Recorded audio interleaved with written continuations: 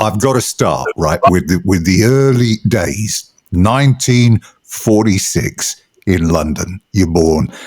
And I have to say, it sounds like a great upbringing. It's a very musical house. Your dad's on the piano. You know, there's always music going on. Your dad and mum, they're big fans of Les Paul and Mary Ford. So it sounds like a really sort of together, great family atmosphere. It was. I was real fortunate. My dad never beat us. All he had to do was raise his voice and everybody went... Mum would be the one who would say, "You noisy little sod, stop it." No, my parents were really cool. There was, like you said, there was always music in the house, and we weren't rich by any stretch. We lived in Hounslow, and Dad worked 7 days a week, and Mum was in charge of us three, and yeah, it was great. There was always music, you know, big bands initially, and then there was always something on the radio. Then we got a Grundy tape player, and of course record player. And this is where your love affair with the US begins. And I love the story about you telling your brother, "Listen, I'm going to America. I'm going to be a stowaway." And one day you did, didn't you? You packed your bag and you were ready to go. Right. and he said, "You stupid little sod!" Bang. As I remember it. Yeah. I mean, your dad brings home the Jerry Lee Lewis Great Balls of Fire, puts it on. I mean, this is such a departure from anything ever. What did you think when you heard that noise coming out when that needle came down and the song came out and the intro played and Jerry Lee Lewis was off? It was Dad. It was actually my older brother Colin who was the Jerry Lee Lewis fan. Dad actually brought the single home one day, and the B-side, which was Me Mum Blues, which we actually re-recorded on our new record. And he said, "Here, have a listen to this boy, son. He can really play the Joanna." So that was the beginning of it. And then Dad took me and my best friend from school, Dave Hutchins, to see Jerry Lee Lewis. He was playing in southwest London somewhere at a theatre. Can't remember it. It'll come to me in a minute. Anyway, my mother said, "He's never been the same." Adult his brain, whatever adult brain means, but yeah, it was true. It was like magic, and it was really loud enough because often back then, what did they have? A couple of Vox columns or something, but it started me. And anytime Jerry Lee came to England, I would go and see him. And my brother, actually, it was the inspiration for Colin, my older brother, to play piano. So yeah. Thank you, Jerry Lee. I've got to mention your dad, by the way, because your dad had some cool job, didn't he? I'm sitting there thinking what it must have been like. He worked for Aston Martin, didn't he? And used to bring the cars home. I mean, this must have been, I mean, what were you, the envy of all of your school friends if he dropped you off in a DB5? No, he didn't do that. No, I rode a bike to school. But he would often go past our school. Where did I go to? Whitton Secondary, I think. It's not there anymore. But he would race Jaguars up and down the road. He was a panel fitter, so he'd have to take the car out. This was DB2 4s and DB3s, you know, to make sure they didn't rattle, which they did, of course, and make sure everything sort of held together, which most of it did. Yeah, I would come home at lunchtime. There was these beautiful, like, red British racing greens, and I seem to recall like a Kingfisher blue one that would. Oh yeah. Yeah, it was really cool. But then when they moved to Newport Pagnell, Mum and we'd already got our house, a council house, and Mum said, "But after the war, it was, you know, it was a little tough getting housing anyway." And we had a really nice house right near the Crane Park, and so I could go fishing, sticklebacks, I think it was then. Anyway, it was, and Mum said, "No, I don't want to do that." So Dad took another job. But he was fine. He was a shop steward at a place called Horsems. They built, panels on trucks and stuff like that. He was a good dad, actually. Yeah, you were working at a bakery, weren't you, to save up your half for the drum kit, for the first kit? Yeah. Actually, I worked 3 days a week after school in the evenings, selling letterheading. And Saturday mornings I worked in a bakery, and Saturday afternoons I would take my drum lessons. And I would save up my money. And then when I was 15, I think, when I bought my drum kit, it was a Black Pearl Premier kit. And Dad had signed on the dotted line. He said, "Well, you've got to keep up these payments, son." And I said, "I will, Dad." And I did, actually, because even back then, I knew that's what I wanted to do. It was like, I was a commercial. I left school when I was 15. I was a junior artist up in London, commercial art. Yeah. Basically, I was a glorified T-boy at first, but I was a decent artist. I knew what to do. Colin, my older brother, was a commercial artist, so I'd lean over his shoulder anyway and look. "Oh, is that what you do, Cole?" Your first band. There's so many great stories and twists and turns in your career. The Tramps, Yes, with Ray Dorset. Yeah. I mean, you and then Ray Dorset and your brother end up obviously together in Mungo Jerry, but he was a talent. Yeah. Ray. Actually, I spoke to Ray last. I was over this summer. Our granddaughter Ruby got married, and I figured I'd give Ray a call, and we talked for a couple of hours. That was interesting. Actually, I got into the Tramps because my best friend Dave Hutchins was the bass player in the band, and I guess they let their drummer go because he couldn't play. And Dave knocked on my door one day and said, "You want to join the band?" So I did a rehearsal, and then the next day we did, the first gig was at the Ricky Tick Club in Windsor. So that was interesting. Loud. Don't have places like that anymore, do they? I mean, you talked about the London scene and how great it was. The turn of the 60s. Cyril Davis and the Rhythm and Blues All-Stars down at the Marquee on a Thursday. What a band that was. That was all. I always tried to get there. If you didn't get there early enough, because the line would go around the block. What a great band. The drummer was incredible. So was the bass player. Nicky Hopkins played piano. They always had guests playing, singing rather. Mick Jagger came there once before he was famous. Rod Stewart would get up and sing. Thursday nights at the Marquee were like magic. I'd also go to Ilpay Island. That was another one of my favourite haunts. I saw the Stones there.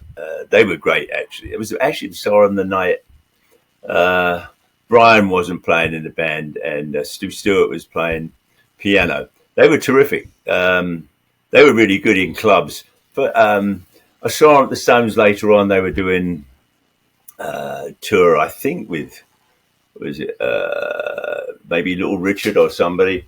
You couldn't hear them. But in the clubs, they were fantastic. They could. They still are. They're still around, aren't they? Yeah. Yeah. Yeah, you might have seen them in the last month. That audition with Jimi Hendrix down at the Birdland Club of Piccadilly Circus. What do you remember about that? Walking into the room, had you met Hendrix before you went to the audition, or was it the first time? No, actually, I knew their manager, Ches Chandler, bass player with the Animals, and when I was 18, I tried out for another band that Chaz was managing. We just rehearsed for a couple of months in at the Boat Club in Richmond, or was it in Twickenham rather, and nothing came of it. But he had my number, and he called me up and said, "Have you heard of Jimi Hendrix?" And I said, "Yeah, everybody was talking about him. All those guitar players, Pete Townsend and Jeff Beck. Jimmy Page. They're all going on about it. Anyway, so I said, yeah, I'd like to try out. And I got there, Jimmy actually came up to me. It was raining, of course, and started talking to me about some songs he'd written the night before. I played for about 40 minutes or so with him. Didn't have a clue when he started playing. There was a couple of drummers playing before me. Then I sat down at my drums. Actually, my brother gave me a hand taking him up there, borrowed Dad's car again. And I played for a while. He was very generous with his time. And he was, to be truthful, I didn't have a fucking clue. He just started playing and, he had a stack of Marshalls and he started playing. I'm going, where's one? But later on, I did get a chance to get up and jam with him when we came to the States. When I was in Savoy Brown, I sat in. They were jamming at a club in New York at Steve Paul's Scene. I got up and played a song there. And we were out in LA one time. And Eric Burden was singing. It was just a jam. And I got up and played a couple of songs, shuffles, I think. I'm good at that. That audition for Savoy Brown. You didn't get it originally, and then 3 weeks later they call you back, and you got away in with your dad's car again there as well, didn't you? He had to be asked once more, and you're up and you're packing your kit away, weren't you? And they said, like, well, where are you going? And so we got a gig tonight. You're in Birmingham, yeah. That actually, the first time I tried out, they were looking for a bass player and a drummer. So Dave Hutchins, my best friend at the time, work had slowed down a bit with ourselves and Ray. We were a three-piece at that time. And so we went there. We didn't get the job the first time. And then about a month later, the manager of Savoy Brown, Harry Simmons, called me up and said, do you want to try again? And I went, yeah, of course I do. So I get there again. Thanks, Dad. I borrowed the car, set the drums up, and started packing them up. And then they said, "Where are you going?" I said, "I'm going back to work. I had a job." And they said, "No, we're playing in Birmingham tonight." So actually, the people I worked for, the industrial design group, it's all coming back. The coffee must be good today, I kind of put my job on the line because once we started, we were playing like 3 or 4 days a week, nights, Birmingham, Newcastle, and then up and down. I guess it was at the M1 still. Was that working by then? Yeah, just about open. And so I sort of looked like something the cat had dragged in. I'd go into the studio like at midday and I'd make excuses like, well, sorry I'm late, but the bus and the trains were working. They say, well, where'd you play last night, Rog? Oh. The best part was, or I should say the worst part was I didn't get paid for the first 6 weeks. There I am, wife and kid to keep. And my day job is on the line. And I was doing really well, good money and really super people I was working with. And so after about 2 weeks, we'd done about, 8 or 9 gigs. I go in to see Harry Simmons up at the agency. He was a booking agent as well. It was with the same agency I was with the Tramps. They were called something else. And I go, Harry, I haven't got paid yet. Well, you haven't got paid yet, Boyle. He was Welsh. Doesn't make you a bad person. I said, oh, Harry, do you think you could we'll see about that then. Another 2 weeks go by. I still haven't got paid. And we're doing gigs all the time. And Harry, I haven't got paid yet. What? You haven't got paid yet? Well, we'll see about that then. Now, after about 6 weeks, my day job, they were very tolerant of me because they knew there was, because I'd be booking gigs like with the band I was in and like doing all sorts of stuff and talking to people. And I go in again. It's got the same story. You haven't got paid yet, Boyle? Oh, we'll see about that then. Then I started getting paid. I got £12.50 a week. Now I'm earning probably £100 a week or more. Especially if I'm doing overtime and stuff like that. I was pretty good at what I did, and and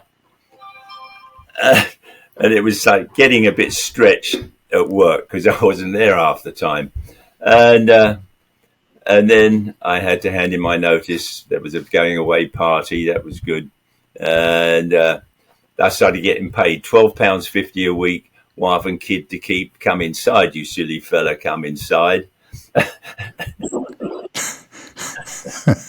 But it was the start of a beautiful friendship with myself and Savoy Brown, obviously Kim and Dave, and Chris Jordan was an absolute gas to play with.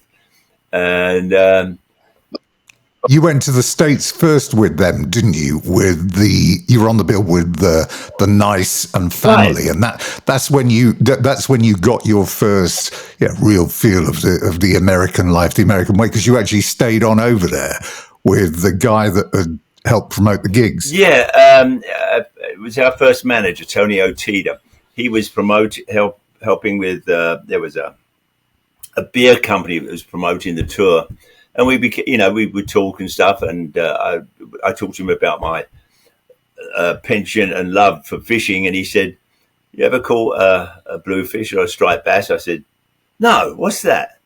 And so he invited me out to his parents' house out on Long Island. They were lovely people too, the chief and Alice, and caught my first bluefish, and I said, "Whoa, this is the life for me." And actually, I started making friends out here on the island, on Long Island, and it's a big sandbar, but it's a really cool place to live. And over the years, I'm considered a local now. Amazing, with the accent you've still got, by the way. Now, tell me the name Foghat. Is this it's true? I mean, there's so many things written about these things. You never know whose version is right. So, Lonesome Dave responsible for picking this up off of a game of Scrabble. Yeah. Is that true? Absolutely true. Lonesome Dave was responsible. He was responsible for a lot of stuff. Great singer, great guitar player. I loved working with Dave. The beauty with working with Dave was, whenever he got on stage, he would give it 110%. He was like, and off stage, he was sort of quiet and stuff. When the band first got together, I was pretty much, I was putting the dates, or trying to put dates together. I would book rehearsal rooms and do all that stuff. And I was being pretty useful. But Dave was really a huge part of Foghat, and I loved playing with him because it was never anything less than full bore with him. When we rented a room up in Islington, you might be familiar with that area. And we auditioned. We had 2 days of auditions there. I think I put an ad in the Melody Maker looking blues rock band looking for a guitar player, and we had some pretty decent players. They were like Eric Clapton wannabes or Peter Green wannabes, which is not bad actually. In fact, it's really great. But why Rob Price was the first one to play slide, and Dave and I sort of went, "Yeah, this is the lad for us." And I remember saying to Rod, I said, "You want to come and have a beer?" And we went next door and consummated our friendship. Rob was an integral part of this band. Was a great blues slide player, but I think he struggled with, once the band started getting a degree of success, playing on the road was hard for him, whereas I loved every minute of it. The beginnings were tough, though, weren't they? I mean, you're sending out demos everywhere. Nobody really wants to touch you. And it was just your manager, knowing Albert Grossman, who had Todd Rundgren and the band over in the UK, that you got together and you hired a stage, performed, and then did a deal the very British way. Hotel, tea, biscuits. Deal done. You read this, did you? It's true. It's true. Albert came to see us again up in Islington, hallowed ground, near hallowed ground. I'm sorry about that. You're a Tottenham Hotspur fan. Doesn't make you a bad person. It's funny we're both top of the table, though, for the top two teams. As it should be, right? Stop that, Roger. I'm sorry. Okay, calm down. Let's see. Albert came to see us. We rented this pub one afternoon, midday actually, I think it was. Set up our high watts and the Marshalls and whatever it was, and pretty smelly, dingy club. And we started playing. We played about 5 or 6 songs, and Albert was visibly taken back. He went, as soon as we started playing, it was like, whoa. And the magic words of, well, is there somewhere we could get some tea and biscuits? It's brilliant. And then 4 weeks later, I mean, I knew you were earning good money with Savoy Brown, but 4 weeks later, you got a 10 grand check in your hand, which is big money, and you're off to Rockfield, which I'll just add here, I drove past this morning. Did you? Yeah. But that was that worked great for us. Initially, we were producing ourselves. Yeah. We could play, but we didn't have a clue as far as production or engineering. The studio was great, but our production knowledge was not that hot. Anyway, Dave Edmunds had the night shift. We had the day shift from until midday to midnight, and then Dave Edmunds would take over. There was just one studio there, and we would sit and listen to Dave's stuff, and he would sometimes come in early and listen to some of our stuff, and we listened to what he was doing, and it was in another realm, much better than where we were.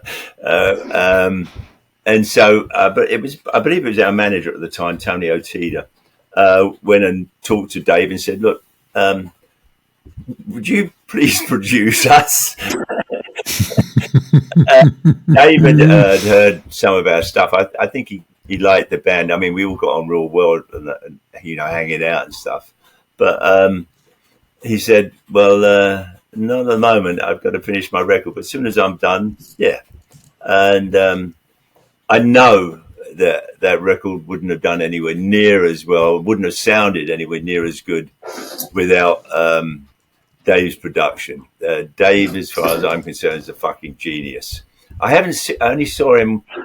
Still going, isn't he? Is he still performing? Isn't he? I thought he retired back in 2017, but I looked him up a couple of days ago, and he's still doing the odd thing. No, he was great. He was a lot of fun to work with. He had some really great ideas about sounds and where to put amps and what to do with them. I remember one evening. I went back to his house and we were hanging out, doing stupid stuff like you did back then. And I had to leave. I wasn't feeling too well, probably for a number of reasons. Throwing up on his doorstep outside his house. And then I drove back to the farmhouse. And I went back there the next morning, to sort of apologize for being there. And it had all washed away. It rained overnight. So I felt a bit better about that. Youth. What an album. I mean, people talk about bands that produce great debut albums. Now, when you consider where you were, sending demos out, nobody's getting back to you, and then you play for Albert Grossman and he picks you up. And the next thing you know is you've got this incredible debut album out, which makes the charts in the US. I mean, it was like a dream come true, and it went gold. I mean, who does that with their first album, a gold disc? In fact, we were struggling to get work in England. Actually, Derek Taylor, the Beatles publicist, was working at Warner Brothers, which was the parent company of Bearsville Records. And Derek really liked the band. He actually was very instrumental in helping us. He got us a tour with Captain Beefheart. We did a 3-week tour in Great Britain. And that was a lot of fun, actually. Great band. And you played in Birmingham, didn't you? And you played in Birmingham. You played in Birmingham, and then at the the Arts Centre, London Institute of something or other, Institute of Visual Arts. We probably did all sorts of things. I can't remember all the details. Other than the guys from the band would say things like that. Can you get any grass? You go, no, we only have hashish here.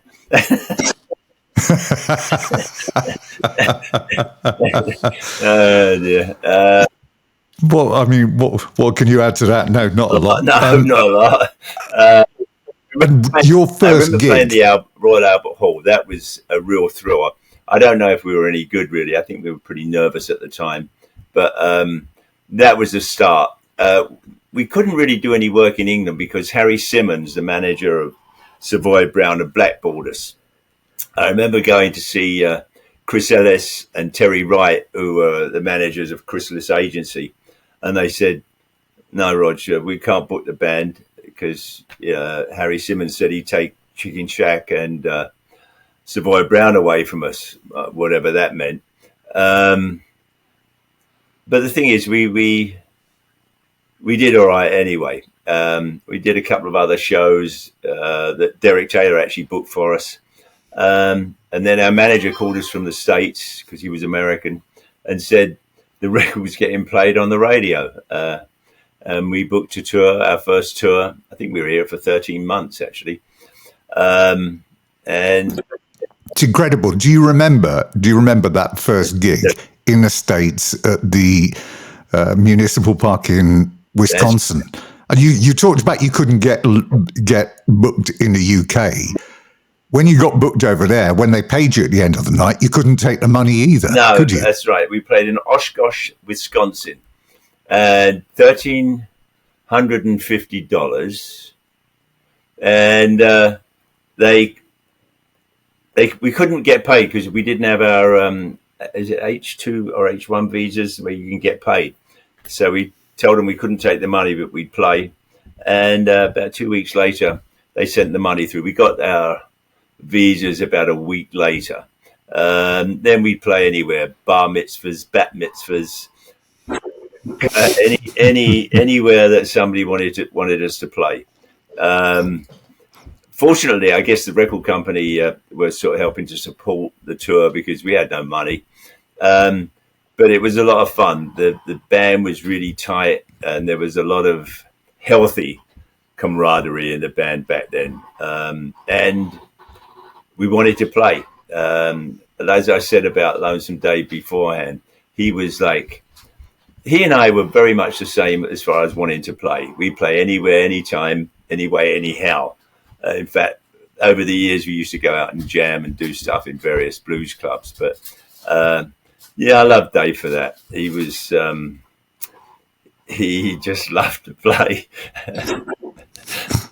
The first tour you had, the first big one, you had Humble Pie, which turned out to be a bit interesting, didn't it? We needed a bit of intervention from Steve Marriott for you to get the lights on. Stevie Marriott was just beautiful. I loved the man. Crazy motherfucker, totally fucking nuts. I would stay up for days on end. I would usually, after about a day and a half, I'd had enough. I'd have to lay down. A couple of times I fell asleep under his coffee table.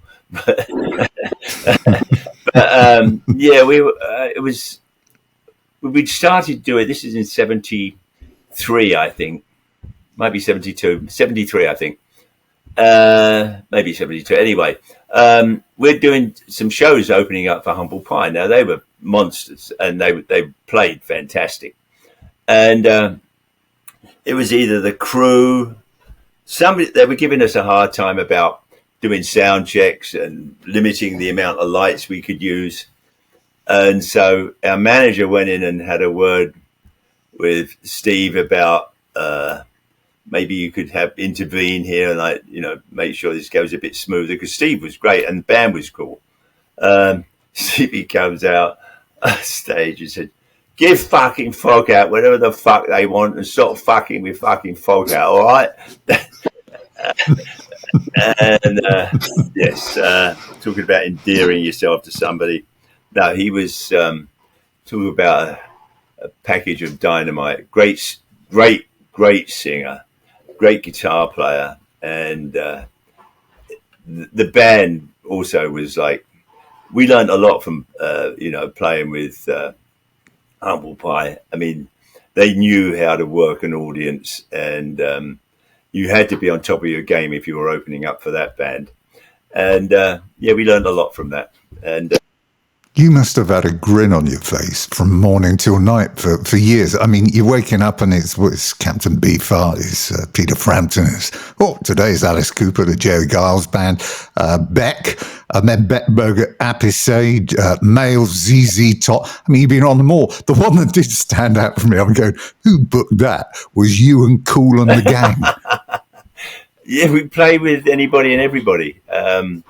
Beck Bogart and Appice, that was a really cool tour. Meeting Carmine, great drummer, and of course Jeff Beck. And not that I talked to Jeff, but watching him play, I mean, talk about the boy had some magic. I mean, in fact, our guitar player Bryan Bassett is a huge fan of Jeff Beck. What guitar player isn't?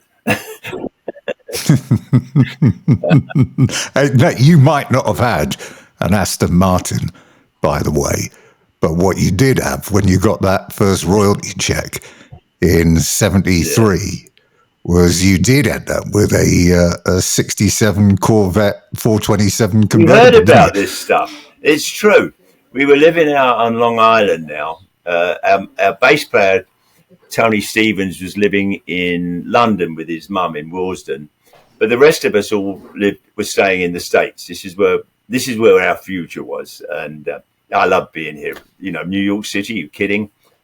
I mean, it was a great place to live and work. I mean, they had some clubs. Everybody would come and play in New York sometime or another.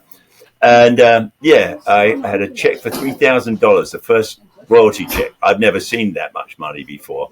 So $3,000. Anyway, the local store had for sale up on the cash register 67 427 Corvette tri-power 4-speed, of course, convertible, silver with a black stinger, all original, had 30-odd thousand miles. And I go in there and I say, well, I'll give you $3,000 for it. No, he wanted $3,300. So anyway, I take it out for a drive with him, and it even had the original red line wheels on it, and the car was beautiful, fast, and nothing was wrong with it. Anyway, so our manager's wife was an assistant manager at the bank, and she said, "First of all, Roger, you have to put your check in the bank." Oh, all right. First of all, Roger, you're going to need some more money to pay for anything goes wrong with the car, insurance. And I went, oh. So I got $3,000 in the bank, $1,500 loan. I go back to the store and I say, we'll take the car out again. And I gave him a check for $3,300. And that was my daily driver for about 6 or 7 years, actually. It was a great car. You sold it for 27 grand, didn't you? I sold it for quite a bit. It's probably worth about 250 grand these days. Yeah. Story.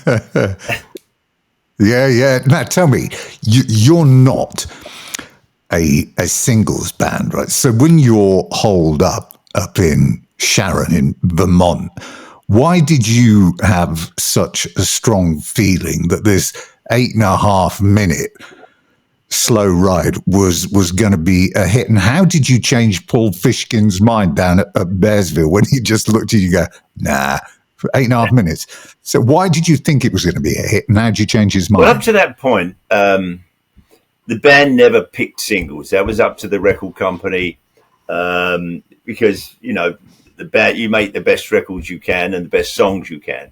But Nick Jameson, the rest of the band had left. Nick Jameson and I were up at Sharon, Vermont, where we recorded it, doing the final mixing. I wasn't really involved in the mixing. I would bring Nick a cup of tea and some biscuits or something, but you know, and say stuff like, "Can you turn the drums up a little bit?" No. So Nick and I packed up the station wagon with all this stuff, drove back down to Bearsville. I had a house I was living with my girlfriend there in Woodstock, and we went in to see Paul Fishkin and played it for him. We mixed that, and the B-side was "Save Your Lovin'" off the first album. Just those two songs were mixed. And Paul Fishkin said, "You can't have an 8-minute single." And we said, "Yes, we can." And initially it came out as 8 minutes, but the radio stations would shorten it. Some of them didn't. Some of them were cool enough. That was back when it was still FM radio everywhere. They would play a 7 or 8 minute tune and go, "Foghat, 8 minutes, slow ride." Yeah. I love it.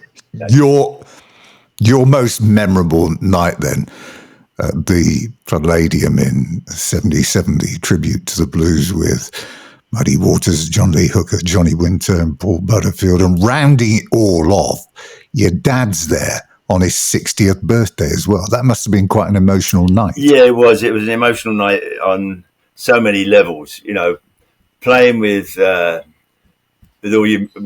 number of your musical heroes is pretty heady stuff. I mean, you know, I've always been a fan. I mean, I don't think you get into playing music if you're not a fan. I mean, that's what drives you. I mean, and as a drummer, I always, you know, I play for the song. You know, either the singer, the guitar, play for the song, and here I am backing some of my musical heroes. But more importantly, Mum and Dad were there. You know, got them a hotel in Park Lane, and like treated them like the best parents that anybody could have. And we're backstage at one point, and I introduced them to Muddy Waters, Mr. Muddy Waters, my mum and dad. Mum and Dad, Mr. Muddy Waters. And they shook his hand, and like, he's a beautiful man. He had the most incredible smile and like just this fabulous warm way of dealing with everybody. And yeah, it was great because my parents are there and they're watching their youngest hang out with his heroes, musical heroes. So it was, yeah, pretty heady stuff. And was your favorite live album, was it the Muddy Waters at Newport, live at Newport? Yeah, I had a couple of those records. I used to play along to it, or try to play along to it. I actually learned to play listening to Chuck Berry songs and Jimmy Reed songs. That's how I initially learned to play. And when I got this record, I would try and play along to it. What was the drummer's name? Francis Clay. And I struggled with it because he was fairly busy and he was playing stuff that I never quite got onto. I mean, fantastic shuffles, but I worked at it. And yeah, that was a fantastic record. Great sounding record too. I mean, how they managed to get such a great sounding record back then, I don't know. But there again, Muddy always sounded like magic to me anyway. Now, I've got to mention your live album. I mean, this era of the 70s, live albums were legendary. It was almost like the time of the great live albums. Frampton's album, obviously, the Stones, the Who at Leeds, Thin Lizzy, UFOs, Strangers in the Night, AC/DC, If You Want Blood.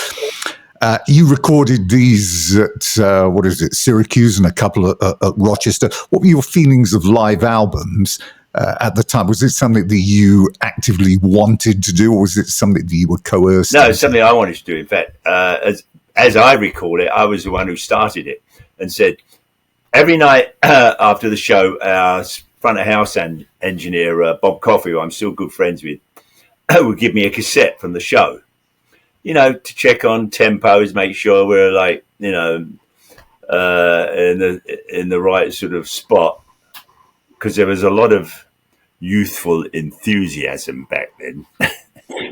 So tempos sometimes would get a little quick. So, and Rod and Dave, I think, were struggling to write some songs. We were probably on the road a lot. Dave would write when he was on the road, but it was difficult to get like rehearsal time and some time to put this stuff together. So I was the one who suggested doing a live album. Craig McGregor had been with us for about a year, maybe 2 years then, I think. We'd already finished. We did the Night Shift album.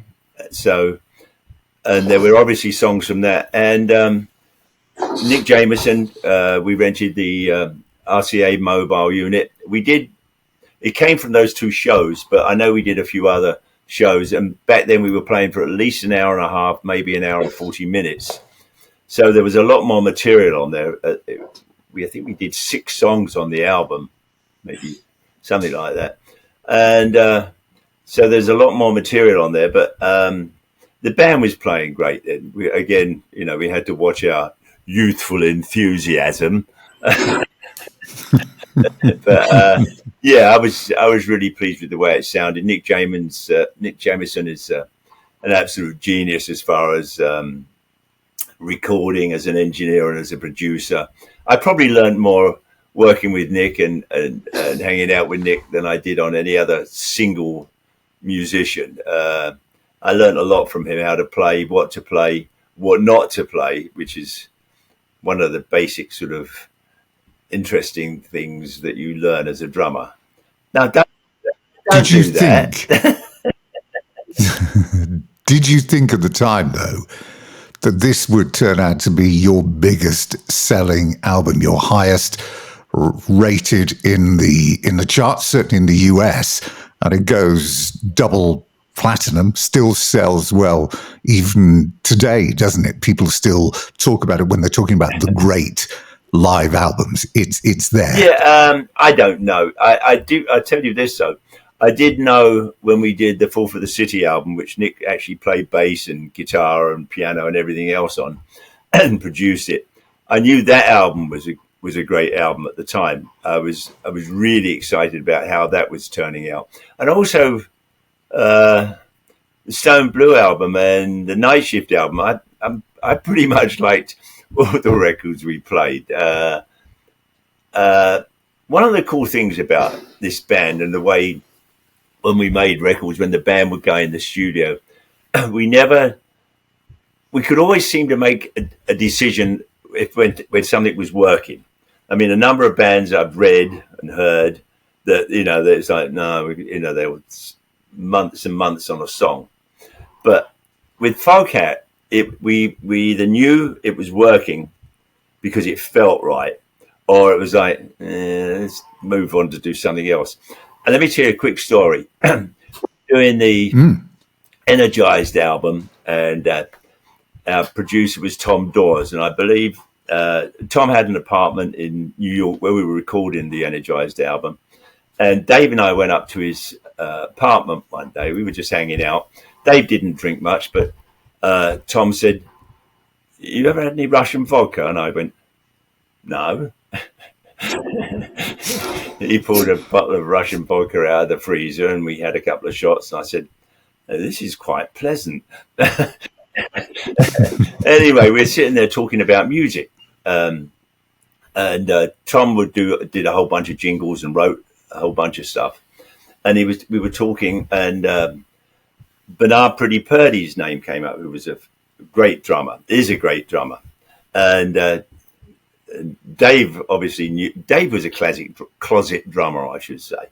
And anyway, said, really, you know Bernard Purdie? He said, yeah. Tom said, we use him all the time on our sessions. And Dave and I looked at each other and said, well, can we get him on our record? And Tom said, yeah, if you pay him. So we, about a week later or so, we would set up in the studio, big room, big wooden room in New York. And the band set up in a semicircle facing myself and Bernard Purdie. So it was sort of kind of live. The amps are facing us. Bernard Purdie, didn't know the songs. I knew the songs. We rehearsed them. And, I'm sitting there, and then we're set up side by side. And Bernard is like setting his stuff up, and he brought his own pedals and hi-hat, I think. And it was just a rental kit and cymbals. Anyway, and, I'm trying to be cool instead of like, excuse me, Mr. Purdie, but what do you, when you played with Aretha, I was trying to be cool. And anyway, he had his drums set up, and it was a quick story. Oh, Tom comes out and puts a wallet on his snare drum. And Bernard looks at Tom Dawes and says, what are you doing? And Tom says, well, the snare's ringing. Bernard says, drums are supposed to ring. So anyway, everything's cool. And I'm sitting there like trying to be calm. And Bernard turns to me and he says, all right, we'll play the song 3 times. First time to learn the arrangement. Second time to get the song right. And third time for fun. And that stayed with me forever. If you've got to play a song when you're in the studio more than 3 times, it's time to move on. And that's what a rehearsal is all about, and writing sessions, to get the arrangement tuned down. Yeah. So, I played with my hero. Met him a couple of times after that. Beautiful man, an incredible drummer, and still haven't got the Bernard Purdie shuffle down, but I'm working on it. I am a work in progress, So here we are, talking about work in progress. 2023.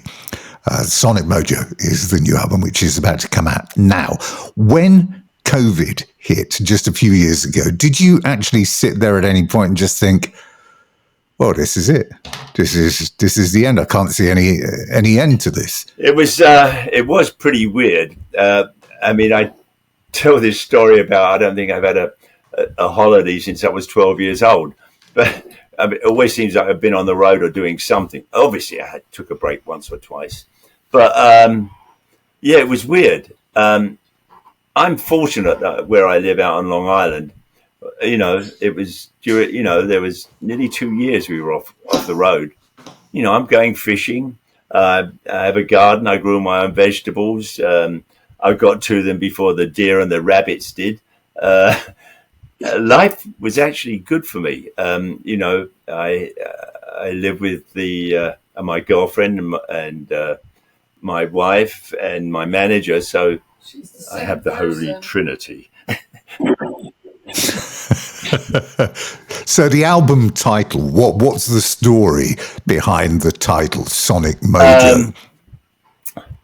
Sonic, I believe, our manager came up with that initially.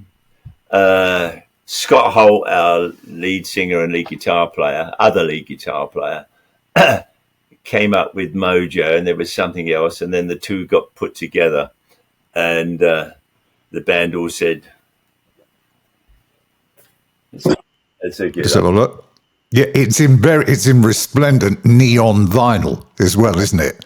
Is that the vinyl coloured edition you've got there? It is. That's very impressive. Do you love the fact that vinyl has made this comeback, and you're now releasing on multi-formats, which, okay, we know that the digital thing, it's going to go on streaming and everything else, but to see albums with album covers and inner sleeves and coloured vinyl, it's great to have it back. Well, actually, we've made a number of records, since Lonesome Dave passed. We've made, I think, 4 studio albums, numerous 3 or 4 live albums. We have our own studio down in Florida, in DeLand, Florida.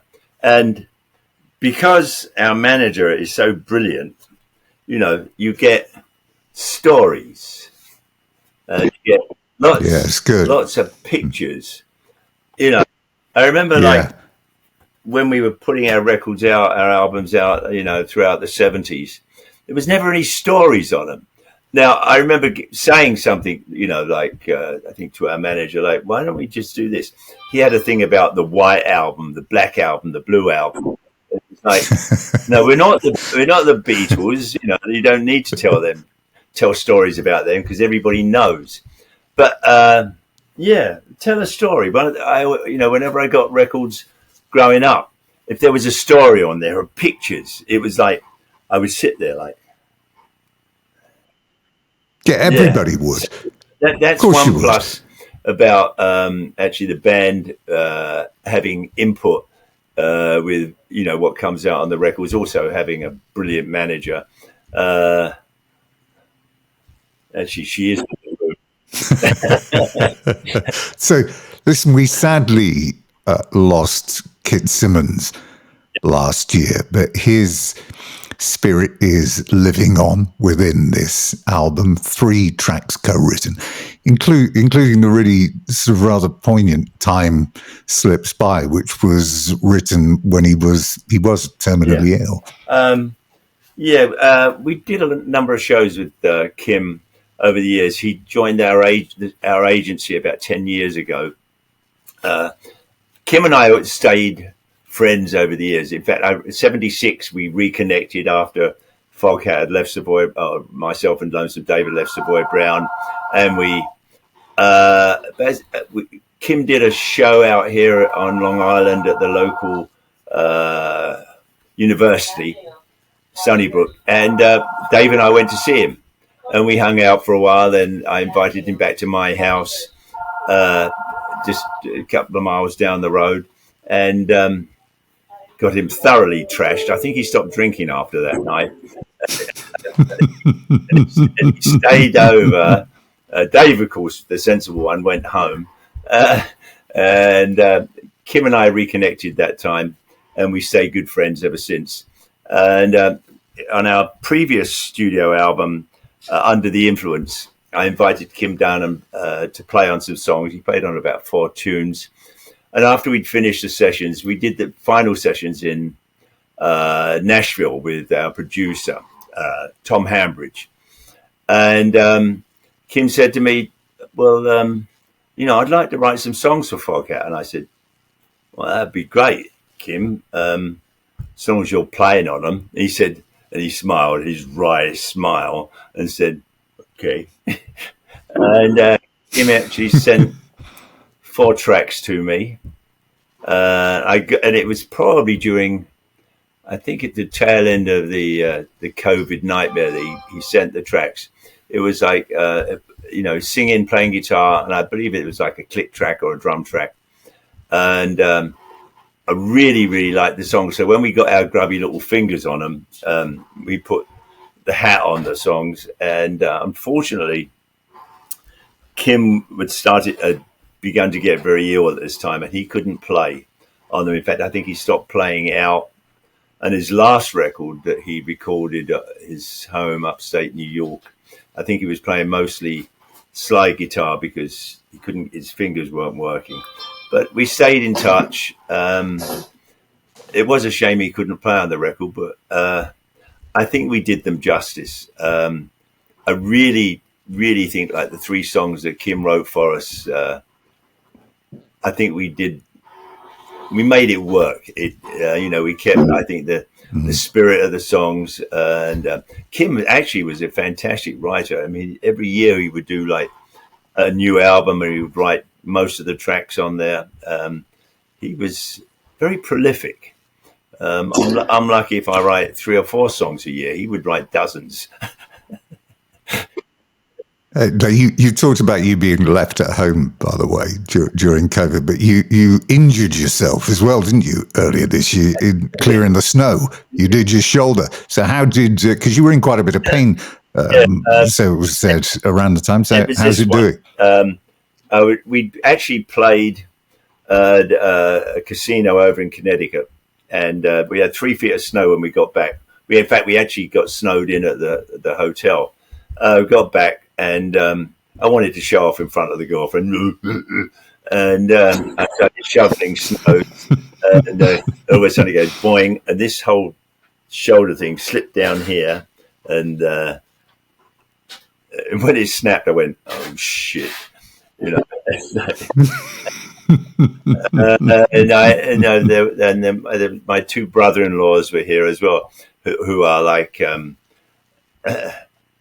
monsters when it comes to shoveling snow. So I didn't really need to do it. I just wanted to show off, and I was an abysmal failure. And the manager was really pissed at me because all of a sudden my shoulder's not functioning. Anyway, when I get back into the studio, I got this athletic tape, and I tape up my muscle so it holds together. And once you have and I had to find somebody in New York City who specializes in athletic injuries, and he sort of pulled all the tendons back up, drilled holes in my shoulder, and tied them. But that's also another 2-month recovery. So I actually made the record with my shoulder all strapped up, but when it sort of started to hurt too much, I'd say things like, "Got one more in me?" And they'd say, no, we think you've had enough, Rog. Go take have a beer or a glass of wine and get out of here.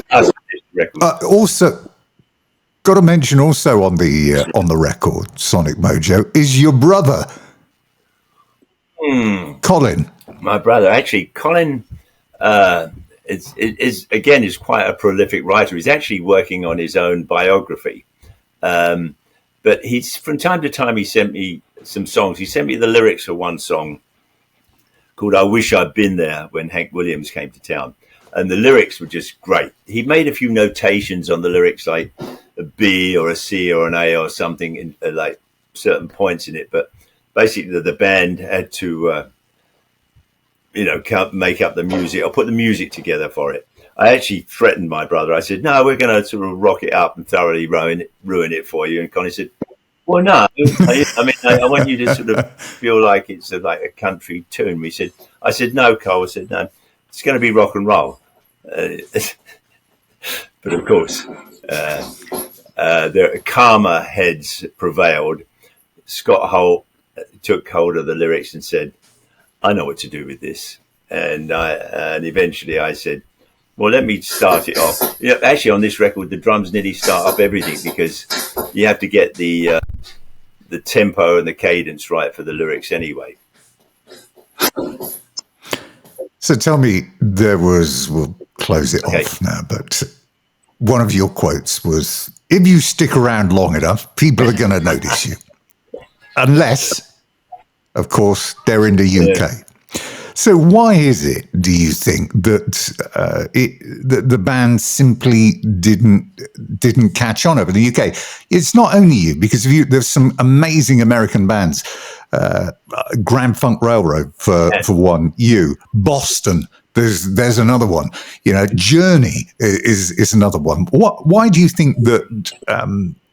Considering your background, where you came from, the story of the blues, everything else coming out of the 60s, why didn't it happen? Well, we didn't play there. Our manager had an issue about going to Europe, I think, at the time. We did one TV show, I believe, a Warner Brothers thing in 73 or 73, I think it was. I wanted to go there and play very much, as did the original band, but we just never got around it. We were busy over here in States, Canada, and we used some festivals down in Mexico. But I want to come there. We want to come there. In fact, our manager has a thing about us coming to playing in Europe. We actually were booked for a festival down in Kent, Rambling Man. And we were supposed to go there. Of course, COVID. And then for 2 years, they kept cancelling it. And the third year, when we were supposed to play there, they cancelled the festival. So That's kicked off again, by the way. It's called the Made in Stone Made in Festival. Stone Festival. Yeah, Made in Stone as in Festival. Maidstone. Ready? We want to come and play, and hopefully we'll get a chance to play some of the clubs as well. I love playing in clubs because it's like, it's sweaty and noisy. It's a rock and roll band. It was usually, let's be honest, it was usually about cash generation. You weren't going to play anywhere to lose money. But if you look at the ticket prices over here for the 1 to 2,000 seaters or standing, it's around £35 to £40 a ticket. So that's horrible. What? Too much or too not enough? Well, that's because the band asked for too much money, isn't it? Greedy bastards. And so finally, then your epitaph, I fish, therefore I am. Is that still the one? No, I bang the drums, therefore I am.